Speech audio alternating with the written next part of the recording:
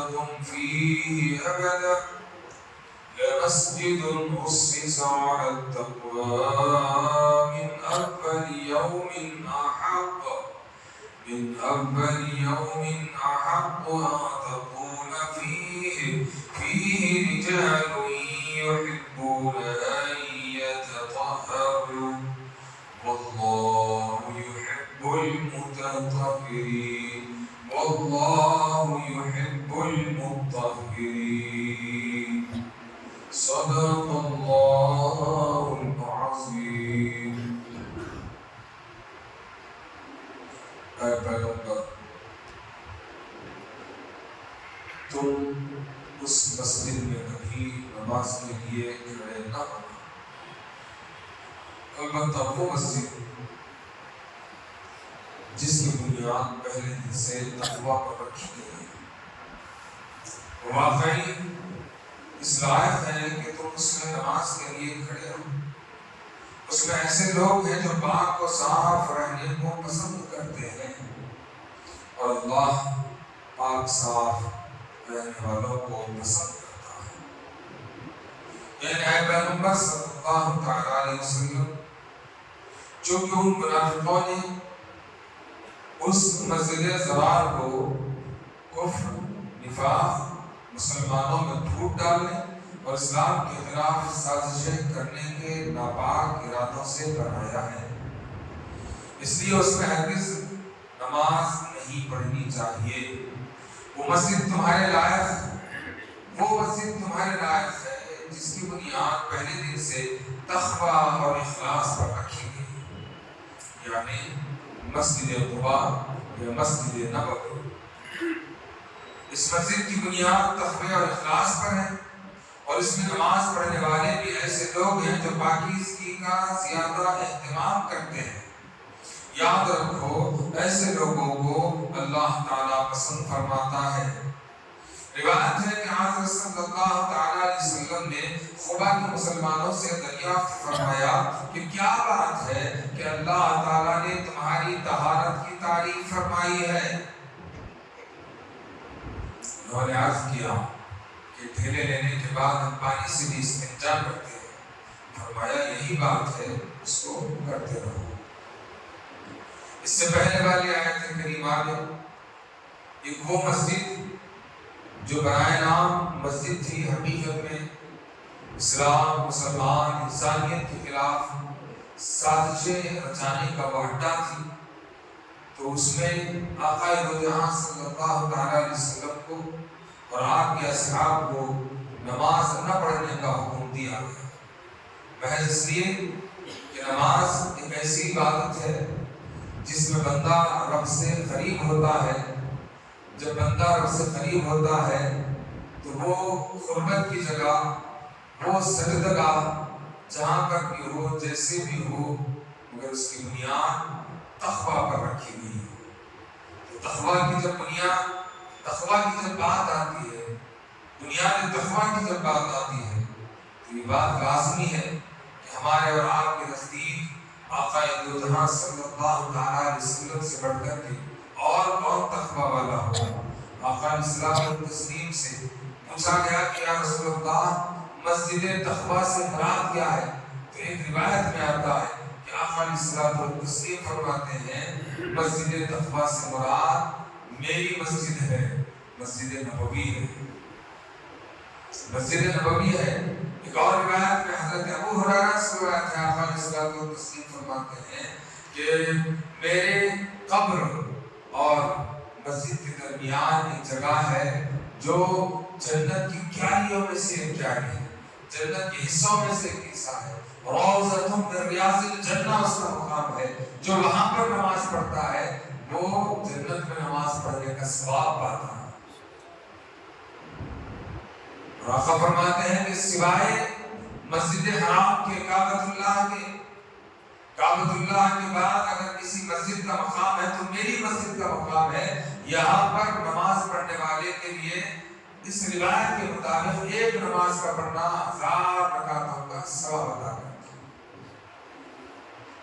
مسجد حرام کا مقام تو اس سے اعلیٰ ہے، کعبۃ اللہ کا مقام تو اس سے اعلیٰ ہے، مگر آیات بینات کا سیاق و سباق یہ بتاتا ہے کہ یہ آیات مسجد زرار کے متعلق نازل ہوئی، اور مسجد زرار کے پاس جو حقیقی مسجد تھی جس کی بنیاد تقویٰ تھی وہ مسجد خبا تھی۔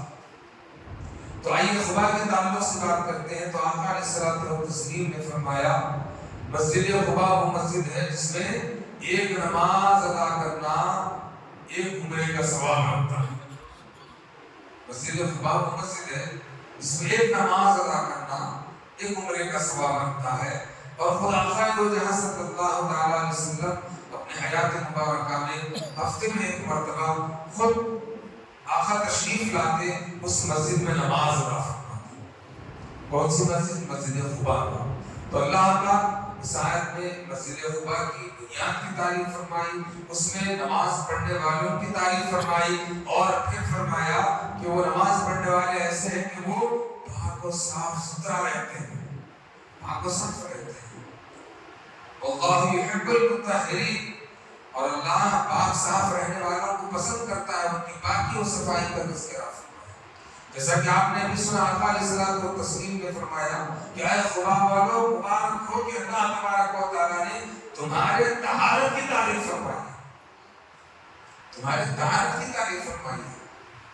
وہ ایسی کون سی طہارت ہے، تم کیسے طہارت کرتے ہو؟ بارگاہ رسالت میں انہوں نے عرض کیا کہ رسول اللہ صلی اللہ علیہ وسلم جب بھی ہم استنجا کے لیے جاتے ہیں تو پہلے ڈھیلے لیتے ہیں، اس کے بعد مجھے پھر پانی کا استعمال کرتے ہیں۔ ہمارے اطراف و اکناف میں رہنے والے اور ادیان کے جو لوگ ہیں وہ صرف پانی استعمال کرتے ہیں، مگر ہم پانی سے پہلے ڈھیلوں کا استعمال کرتے ہیں۔ ہاں مسئلہ یہی بتاتا ہے کہ جو ہے طہارت کی صفائی اور اس کی نظافت کا معاملہ یہ ہے کہ جب بھی تم استنجا کے لیے جاؤ تو پہلے ڈھیلوں کا استعمال کرو، داغ میں اگر نہ ملے تو پتھر کا استعمال کرو، داغ میں اگر یہ بھی نہ ملے تو پھر پانی کا استعمال کرو، اور پوری طرح سے پاکی حاصل کرو، پوری طرح سے پاکی حاصل کرو۔ اگر آپ نے پانی کا استعمال کیا ہے اطمینان کے لیے، سکون قلب کے لیے، اور ساتھ ہی ساتھ میں مستحب یہ ہے کہ کوئی اگر کپڑا اضافہ ہے تو اس سے پوچھ لیا کرو، تاکہ جو پانی جس پانی سے آپ نے استنجا کیا ہے وہ پانی جسم پر بہہ کر کے کہیں اور نہ لگ جائے، اس سے بے چینی بےقراری رہتی ہے۔ تو بہرحال اس آیت کے بعد میں اللہ تبارک و تعالیٰ نے مسجد کی بھی تعریف فرمائی جو تقوی کی بنیاد پر رکھی گئی، اس میں نماز پڑھنے والوں کی تعریف فرمائی جو اس کو آباد کرتے ہیں، اور پھر تعریف فرمائی ان کے طہارت کی تعریف فرمائی۔ اللہ اکبر۔ اسی لیے آقا علیہ الصلوۃ والتسلیم نے ایک مقام پر فرمایا تمام ایمان والوں سے الطہور شطر الایمان، پاکی آدھا ایمان، پورے ایک میں سے آدھا، ڈائریکٹ 50 کیا ہے؟ آدھا ایمان طہارت ہے۔ اب بچ گیا آدھا، اور وہ آدھے میں کیا کیا ہے؟ آدھے میں کلمہ ہے، نماز ہے، روزہ ہے، زکوٰۃ ہے، حج ہے، قرآن کی تلاوت ہے، تمام عبادتیں آدھے میں۔ اصل آدھا کیا ہے؟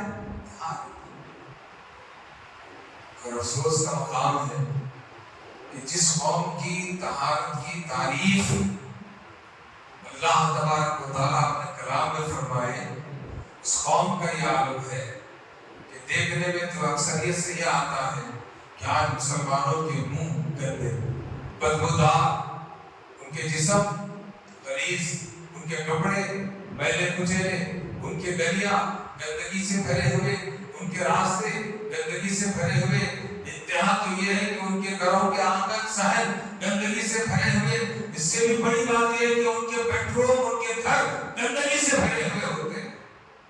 جس قوم کی تعریف اللہ کرے کہ تمہاری پاکی کو اللہ پسند کرتا ہے، مگر وہ قوم جو اللہ کو ماننے والی ہے ہر طرف گندگی گندگی گندگی، آپ جا کر کے دیکھیں کہ مسلمانوں کے محلے گندے، ان کے گھر گندے، ان کے معاملات، استغفر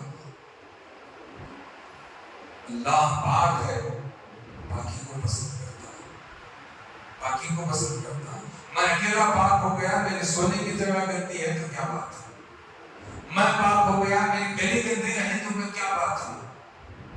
میں بھی پاک ہونا، میری گلی بھی پاک ہونا، میرا محلہ بھی پاک ہونا، میرا گھر بھی پاک ہونا، کیونکہ اللہ تبارک و تعالیٰ کو پاکی پسند ہے، رسول اللہ صلی اللہ تعالیٰ علیہ وسلم کو پاکی پسند ہے، اسی لیے پاک لوگوں کے پسند کرنے کا تذکرہ قرآن میں ہوا، اور آقا علیہ السلام نے ڈائریکٹ فرمایا کہ 100 میں سے 50% تو صرف طہارت ہے، صرف طہارت ہے۔ تعجب کی بات ہے، کئی روزہ دار تو ایسے نکل جائیں گے آپ کو کہ غسل کی حاجت رہتی ہے، ان کا روزہ شروع ہو جاتا ہے، غسل نہیں ہوتا۔ ہاں غسل ہو جاتا ہے، وہ اپنی جگہ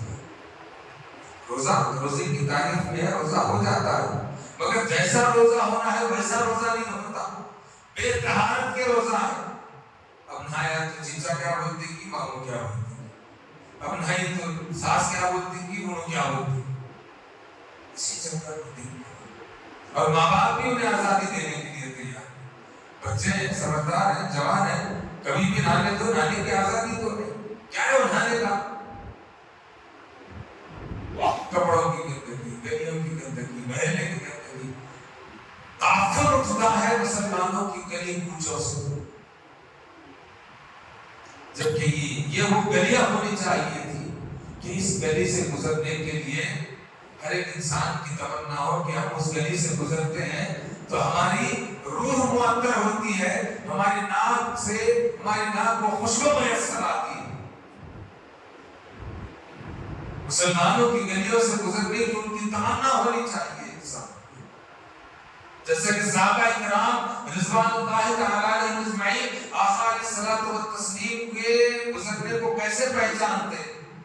آتے ملنے کے لیے لوگ کہتے کہ بھئی آقا ابھی باہر نکلے ہیں، تو پوچھتے کسی کو نہیں، یہ اشارہ پوچھتے کہ کدھر گئے ہیں، اس گلی سے گئے ہیں، تو اس گلی سے وہاں تک پہنچتے جہاں پر آقا پہنچے ہوئے ہوتے، ایسے پہنچتے جس گلی سے میرے آقا گزرتے وہ گلی خوشبو والی ہو جاتی، معطر ہو جاتی، آپ کی خوشبو کو سونگتے سونگتے پہنچ جاتے۔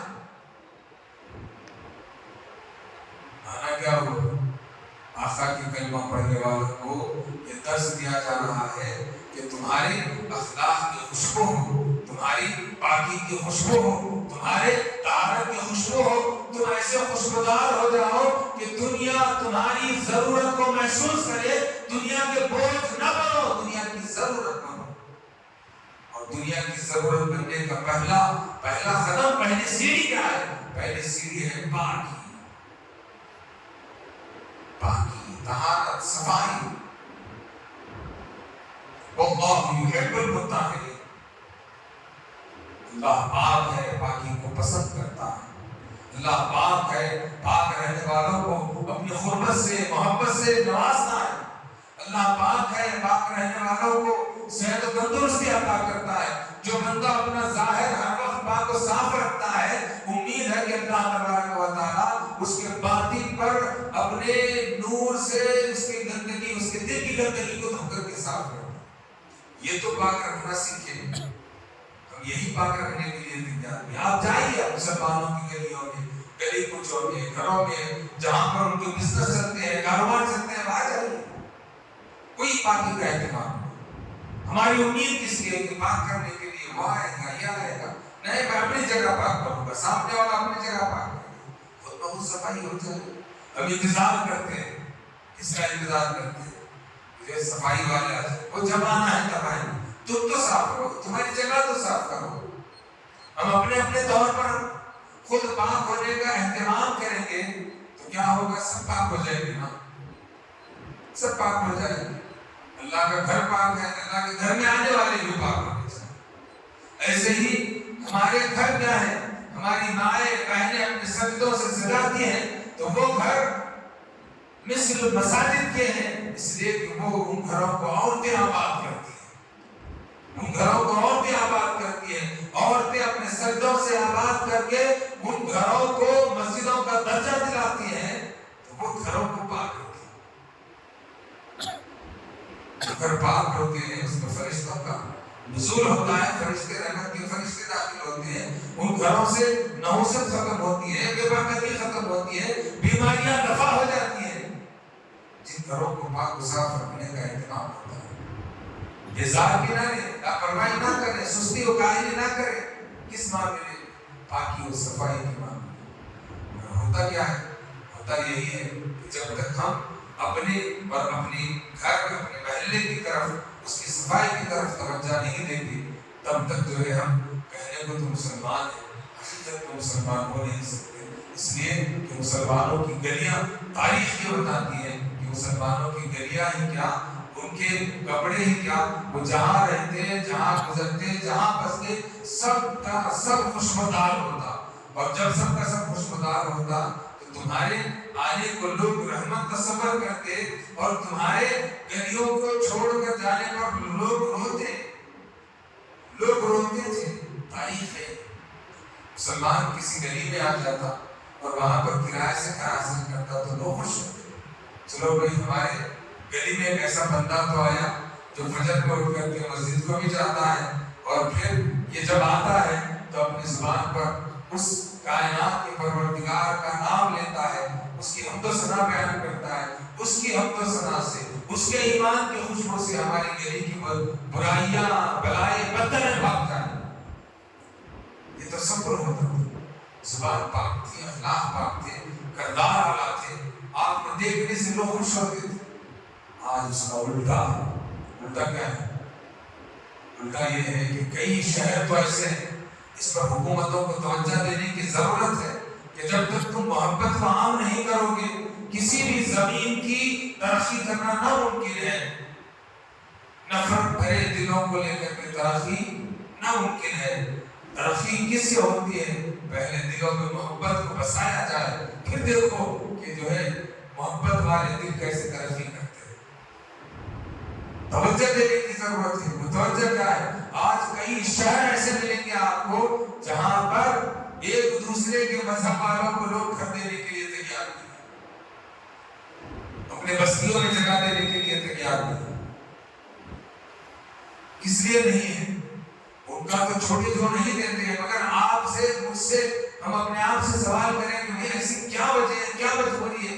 مجبوری یہی ہے کہ آج زمانے کے لیے ہم بوجھ بن گئے، آج زمانے کے لیے ہم ان کی نظر میں ناپاک ہو گئے ہیں۔ وہ ناپاکی کس بات کی ہے؟